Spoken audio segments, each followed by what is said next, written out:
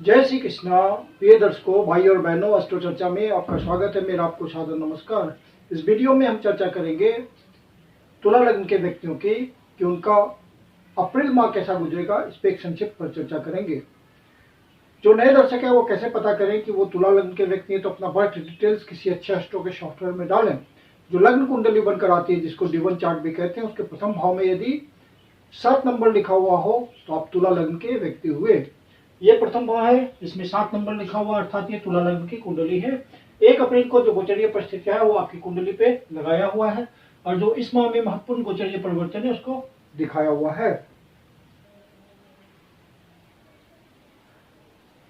आपके लग्नेश जो कि आपके स्वास्थ्य, आपकी पर्सनालिटी वगैरह के लिए रेस्पॉन्सिबल है, वो 6ठे भाव पे गोचर कर रहे हैं शुक्रदेव, और 24 तारीख से पहले पहले यही गोचर करेंगे और 24 तारीख को फिर मेष राशि में प्रवेश करेंगे।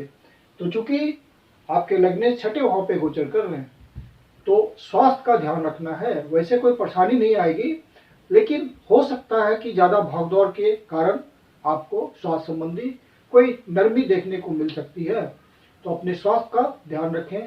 योगा, मेडिटेशन, एक्सरसाइज, वॉकिंग, इन सब बातों का सहारा लेते हुए अपने स्वास्थ्य को ठीक रखें। जो सीनियर सिटीजन है वो मेडिटेशन, योगा, एक्सरसाइज, इन सब बातों के थ्रू अपने आप को फिट रखें। धन भाव के स्वामी होते हैं मंगल देव, जो कि पंचम भाव पे गोचर कर रहे हैं। तो ये स्थिति अच्छी है, क्योंकि पंचम भाव जो कि आपका पूर्व पुण्याज का होता है, तो मंगल देव आपके लिए धन की व्यवस्था करेंगे। लक्ष्मी स्थान में गोचर कर रहे हैं, तो ये एक बढ़िया योग है। और सप्तम भाव के भी स्वामी मंगल देव भी बनते हैं, जो कि आपकी लाइफ पार्टनर का भाव होता है, बिजनेस का भाव होता है। तो जो बिजनेसमैन है उनको अपनी प्लानिंग के थ्रू, क्योंकि पंचम भाव प्लानिंग का भी होता है, आपके बुद्धि विवेक का होता है, तो वो आपका ठीक से प्रयोग होगा। बुध देव जो कि विजडम के कारक हैं, वो चूंकि वक्री चल रहे हैं, तो आपको जो भी डिसीजन लेना है, हेस्टी लेना है। जो भी डिसीजन लेना है, जल्दीबाजी में नहीं लेना है। पूरा समय देते हुए सोच विचार करके सारे डिसीजंस को लेना है, तो आपको धन प्राप्ति में सहायता मिलेगी। कोई नया प्रोजेक्ट चलाने में सहायता मिलेगी, कोई नया इनिशिएट करने में सहायता मिलेगी। देव जो कि पंचम भाव पे गोचर कर रहे हैं, वक्री अवस्था में है, और 9 अप्रैल से पहले पहले यहाँ है, फिर 9 अप्रैल से 6ठे भाव पे गोचर करेंगे, और आपके 9वें भाव के स्वामी हैं और 12वें भाव के स्वामी हैं। तो आपका खर्चा बढ़ सकता है। एक्सपेंडिचर पे कंट्रोल रखिएगा, और एक्सपेंडिचर व्यापार संबंधी बातों में खर्च हो सकता है। अपने रिलेटिव पे आप खर्च कर सकते हैं। और चूंकि बुधदेव 9 तारीख से 6ठे भाव पे गोचर करेंगे, तो चूंकि वक्री हैं, तो किसी से वाद विवाद में नहीं उलझना है, अन्यथा मामला बिगड़ सकता है। कोर्ट कचहरी के मामले में नहीं फंसना है, और अनावश्यक किसी से आर्गुमेंट नहीं करना है। बाहर जाने के लिए ये बढ़िया योग हो जाएगा, क्योंकि बुध देव यहाँ से 12वें भाव को देख रहे हैं, और 9वां भाव भी आपकी लंबी यात्रा का होता है, विदेश यात्रा का, विदेश सेटलमेंट का होता है। तो जो स्टूडेंट पढ़ाई लिखाई के सिलसिले में बाहर जाना चाहते हैं, जो नौकरी के लिए बाहर जाना चाहते हैं, या जिनका एक्सपोर्ट इंपोर्ट का धंधा है, या बाहर से दूसरे कंट्रीज से किसी तरह का कनेक्शन है, रिलेशंस बना के चलना होता है, आपके प्रोफेशन में वो इन्वॉल्व होता है, तो उन सब बातों के लिए ये गोचर बुधदेव का बहुत ही बढ़िया है, और आपको प्रयास करना भी चाहिए। बुधदेव वक्री अवस्था में है, मजबूती लिए है, आपको फायदा देंगे। लेकिन डिजीज का ज्यादा ध्यान रखिएगा। स्किन संबंधी डिजीज है यदि आपको पहले से, तो वहां पे विशेष सावधानी की जरूरत होगी। गुरुदेव बृहस्पति सप्तम भाव पे गोचर कर रहे हैं, तो लाइफ पार्टनर के प्रति आपका अनुकूल माहौल रहेगा, विचारों में तालमेल रहेगा, हैप्पी मैरिड लाइफ का समय होगा ये। और यदि आप लव अफेयर में हैं, तो वो मैरिज में कन्वर्ट हो सकता है। इस समय यदि आप अविवाहित हैं और प्रयास कर रहे हैं रिलेशंस के लिए, विवाह के लिए, तो ये उपयुक्त समय है उसके लिए।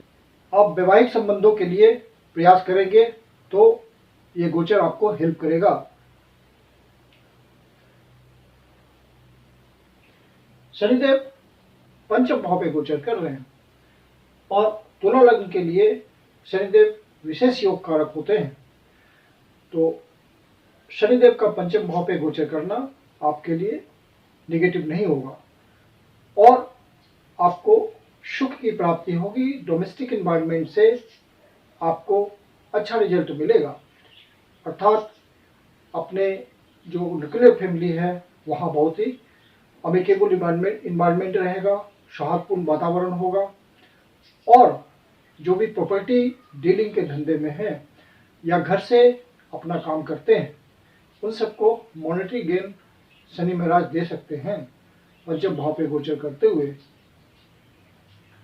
मंगल देव उनका साथ दे रहे हैं क्योंकि उनको शनि के हिसाब से रिजल्ट देना है, उन्हीं की राशि में गोचर कर रहे हैं और शनिदेव अपनी मूल त्रिकोण राशि में है। तो मंगल देव का रिजल्ट आपके लिए अच्छा रहेगा।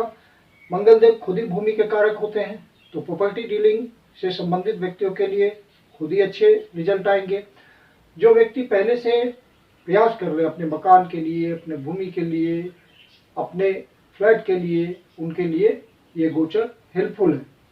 और जो किसी काम धंधे में है, पब्लिक इंटरेक्शन में रह के काम करते हैं, जनता के बीच रह के उनका काम धंधा होता, उनके लिए भी बढ़िया समय चलेगा। कोई नया अवसर उनको मिल सकता है, कोई नया इनिशिएशन कर सकते हैं, कुछ नया ऐसा आपके साथ हो सकता है, किसी की हेल्प मिल सकती है समाज के व्यक्ति से जिससे आपको फायदा मिल जाए। सूर्यदेव जो कि आपके एकादश भाव के स्वामी हैं, लाभ भाव के स्वामी हैं, जो आप काम धंधा करते हैं उससे रेगुलर इनकम के भाव के स्वामी हैं। तो सूर्यदेव चूंकि छठे भाव में गोचर कर रहे हैं तो आपको कंपटीशन में सफलता मिलेगी और यदि आप अपने काम धंधे में हैं एज ए प्रोफेशनल तो वहाँ पे आपको नई अपॉर्चुनिटीज आएगी, सरकारी अधिकारियों से भी संबंध आपका बन सकता है और कुछ मॉनेटरी गेन्स की प्राप्ति हो सकती है। यदि आप सरकारी सेवा में हैं या प्राइवेट सेवा में हैं तो वहाँ से भी आपको कुछ इंसेंटिव के रूप में, ओवरटाइम के रूप में या कोई ऐसी पोस्टिंग हो सकती है फॉर द टाइम बीइंग कि आपको मॉनेटरी गेन हो जाए।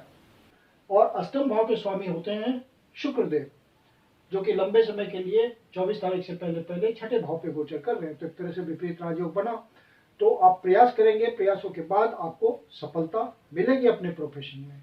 जो स्टूडेंट कंपटीशन के लिए तैयारी कर रहे हैं उनको सफलता के योग बनेंगे।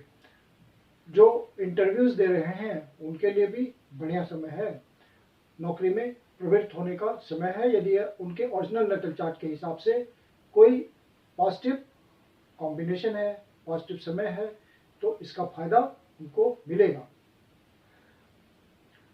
जो कमिश्निंग के काम में हैं, जिनके काम धंधे में कमिश्निंग इन्वॉल्व होता है या छोटी यात्रा इन्वॉल्व होती है, तो उनको इस मामले में ज़्यादा उत्साहजनक रिजल्ट मिल सकता है।